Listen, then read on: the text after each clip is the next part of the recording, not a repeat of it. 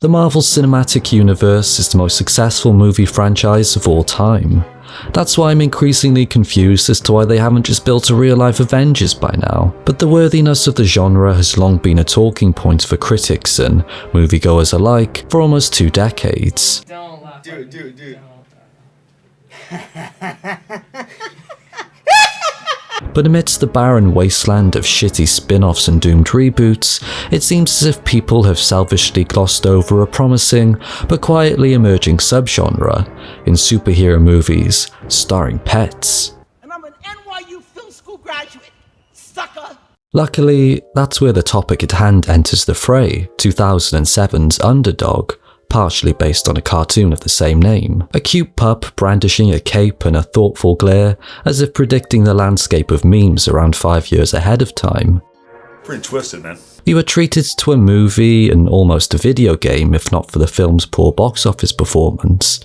Although we're just over 15 years removed at this point, I'm still kinda pissed about the cancellation. Seeing how many times you can defecate in Gap-Toothed Gary's backyard without getting your head blown off by a 12-gauge shotgun sounds like great fun. Right out to the gates, just in case you are unfamiliar with the original cartoon, we are treated to a touching tribute, a loving homage to the colourful canine who came before.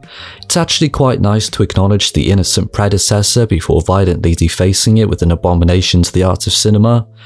We find out that Underdog's role in life is that of a police dog, using his specialised snout in order to sniff out guilty culprits, criminals whose biggest crime is having a specialised snout of their own. What a snitch.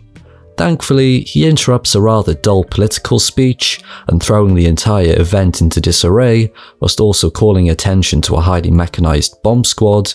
Underdog regards a particular box with an incredibly suspicious eye. Either way, it was a false alarm. The box was actually home to a solitary piece of ham and not a deadly explosive. Things almost took a turn for the sinister right there. Downtrodden, he receives nothing but contempt from his co-workers, and to cap off an already hapless sequence of events, Underdog is snatched from the street and stuffed inside a cage.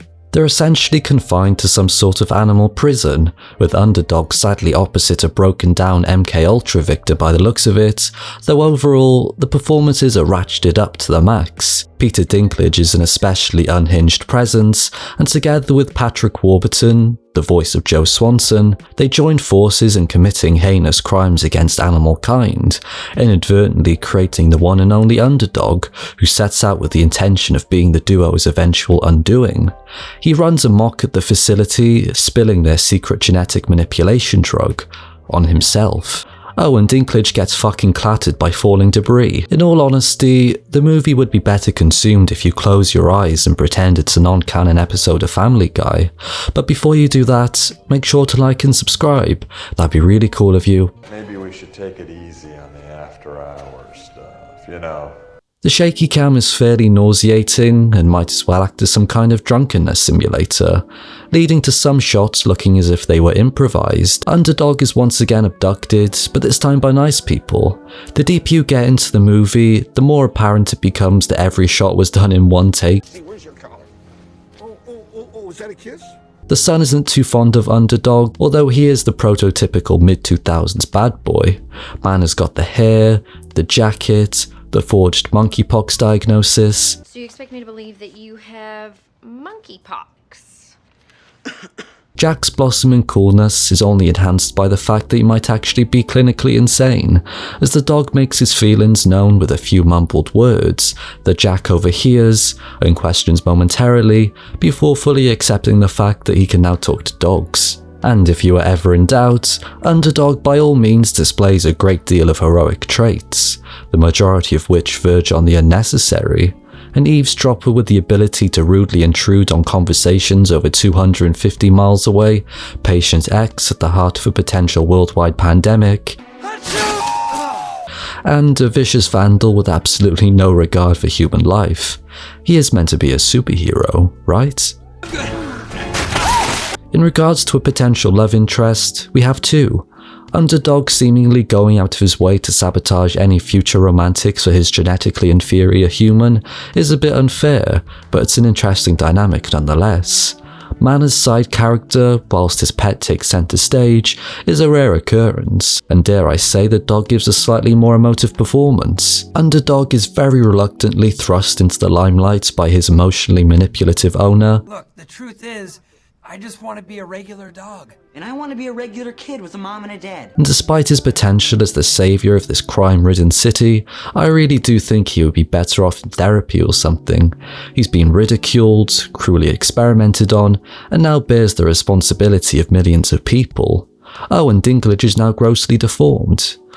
Although this movie tries its very best to emulate the blockbusters of its time, the result leaves something to be desired in the form of genuine emotions. You know, we gotta try here. I gotta go. It does make a few sorry attempts throughout to pull on the heartstrings, Don't do it! No!